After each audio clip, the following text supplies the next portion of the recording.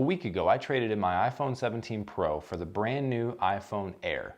Not even to just try it for a little bit. I traded it jumping all in. This has been my only phone for a week, and I finally have some thoughts on it. It's been a bit of a roller coaster, but let's talk about it. By the way, this whole video is being shot on the iPhone 16e, just to compare, because it's a very similar camera to the Air, and so I wanted to shoot it entirely on the 16e so you can see what kind of quality you can get out of a similar camera system.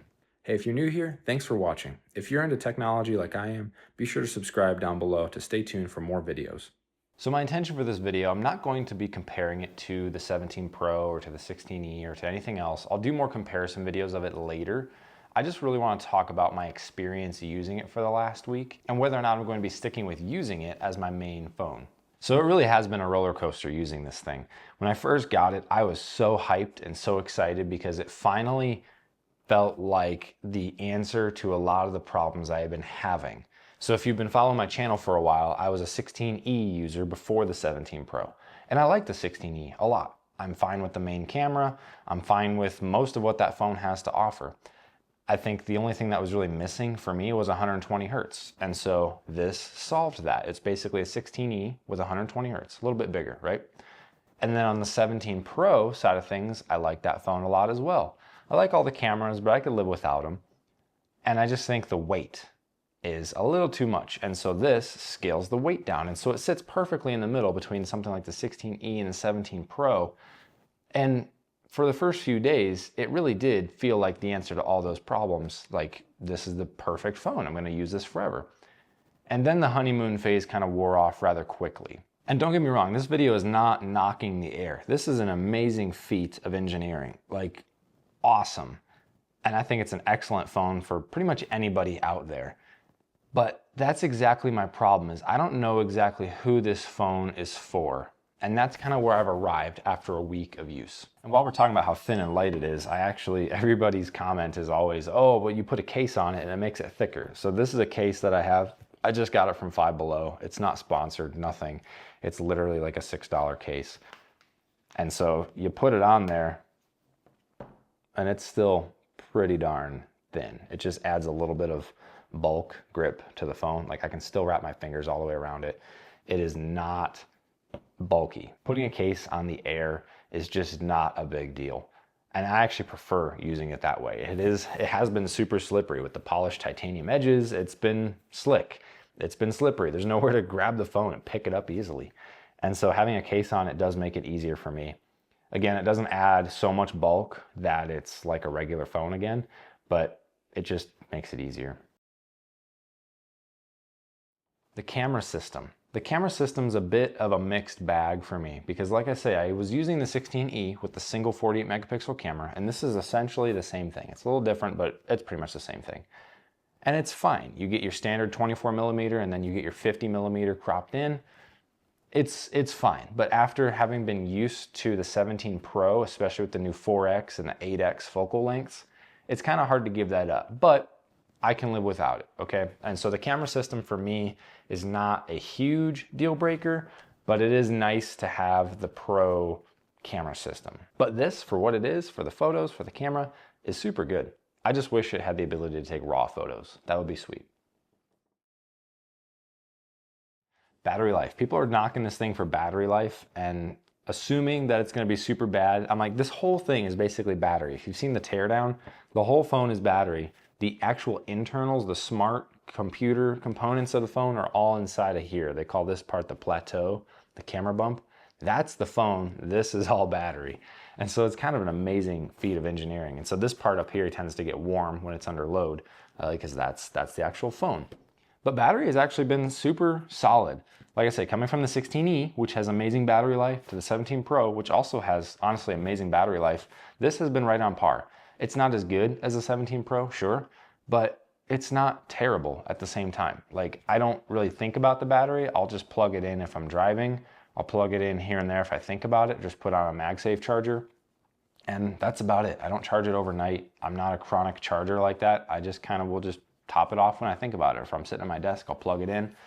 It's really not that bad. Like, battery life and charging is just kind of come down to behavior.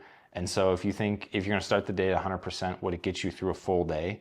Depending on how much you use it, yeah, easily. But if you're like chronically on the phone, or if you're driving a lot, just plug it in, like it'll last you the whole day. I don't think the battery is anything to really be concerned about. I think the whole battery pack that Apple sells specifically for this phone was just more of like an appeasement that people are going to be concerned about it. And so if they can sell you a solution, they manufactured the problem. If they can manufacture and sell you the solution also, then why wouldn't they? And so I didn't buy it. I don't think it's necessary. The battery has been just fine. The speaker is also not super great. It's a bit of a compromise with just being one top firing speaker in the grill where you would like take a phone call and not at the bottom of the phone. It is noticeably quieter and harder to hear certain audio. Certain situations, it's not as big of a deal, but it definitely makes a difference if you're watching content that has surround audio, or if you're trying to listen to something in a loud space or share a video with somebody on your phone. It makes a big difference, and it's definitely a noticeable downgrade with only having the one speaker at the top.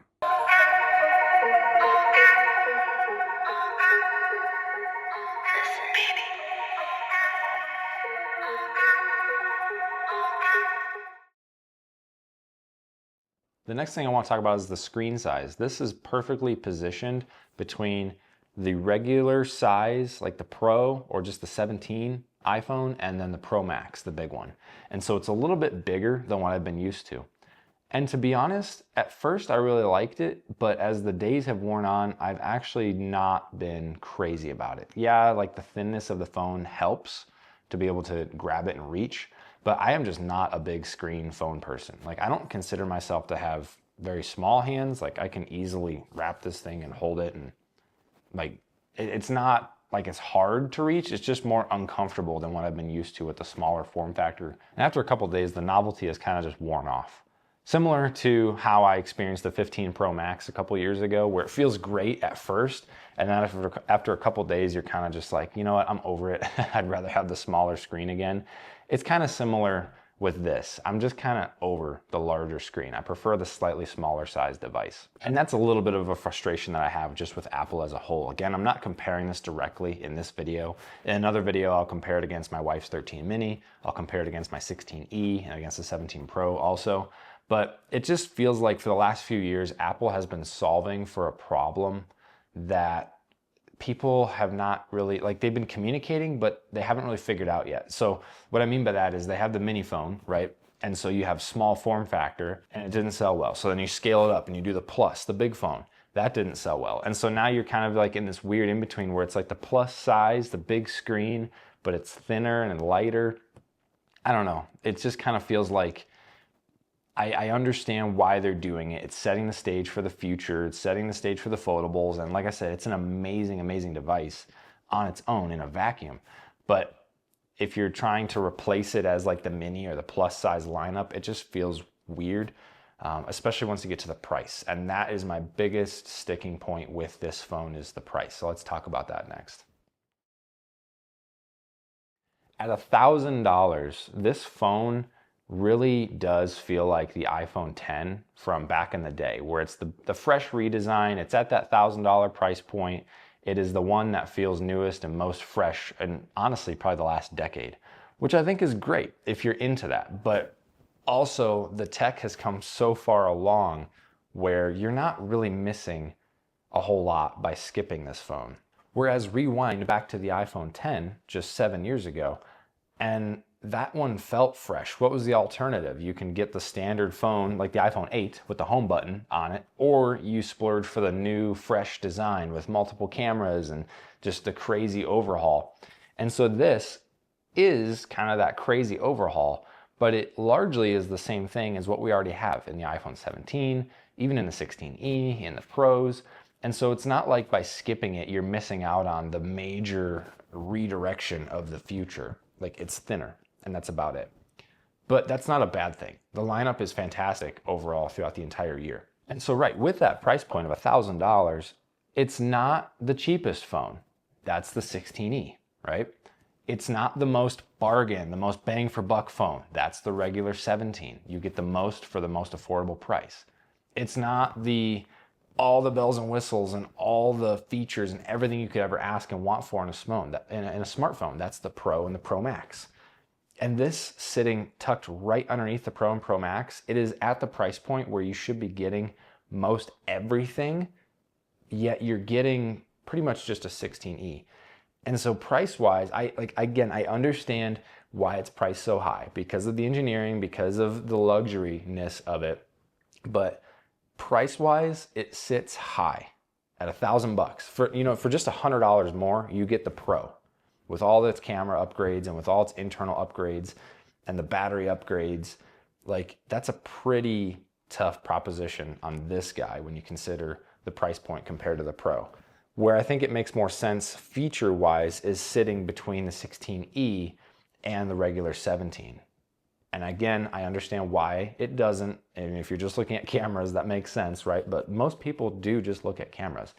And so if this thing was priced around the $700 to $800 mark, somewhere in there, I think it's a much better sell. So for me, my struggle and why I'm probably not going to keep this is just the price point. For me to pay $1,000+ for this when I could have the Pro for $100 more, especially doing what I do for YouTube and for filming and for photos and stuff like that. Like, can I live with this? Yes. But is it a wise choice to make given everything else that's out there? Like, if this is good enough for me, if the cameras and the battery and everything's good enough for me, why would I not just pick up a regular 17 and save $200 or $300? And if I'm not somebody that notices the 120 hertz, like I am, I appreciate it, I love it. But if I don't care about the 120 hertz, why would I not just get the 16E and save $400? You know what I mean? This is a really tough sell. And that's why I'm struggling with it. It's definitely the luxury phone, the jewelry, the fancy, the high-end piece phone. But for me, it's just not it. That's just the case. It's not it. I'm utilitarian by nature. I want everything to be maximized to the fullest and to be the most usable when compared to the price that is paid. And so that's why, like, the 16E was literally the one filming this video. It's the cheapest iPhone you can get right now. That thing's awesome. It's great. And it's, for all intents and purposes, the same thing as this. This is still an iPhone at the end of the day. And so, right, when you are looking at the cameras and the battery capacity, that's really the only thing that's going to separate and differentiate the lineup these days is just cameras and battery. Then the Pro is the better bargain when you're up at this price point. But again, it just depends on your needs. So who would I recommend this to? Honestly, I don't really know that I could recommend it to anybody. Like, if you have $1,000 to burn and you don't care about cameras and you don't care about better battery life and you just don't really want a big heavy Pro phone, then sure. And if you can appreciate this form factor and how thin and light it is, sure. But again, if you have $1,000 to burn, it's like, why not just go with the regular 17? Why not just go with the 16E even? It just feels like a tough sell. So the big question, am I going to be sticking with the Air? No, I'm not. Just because of the price point.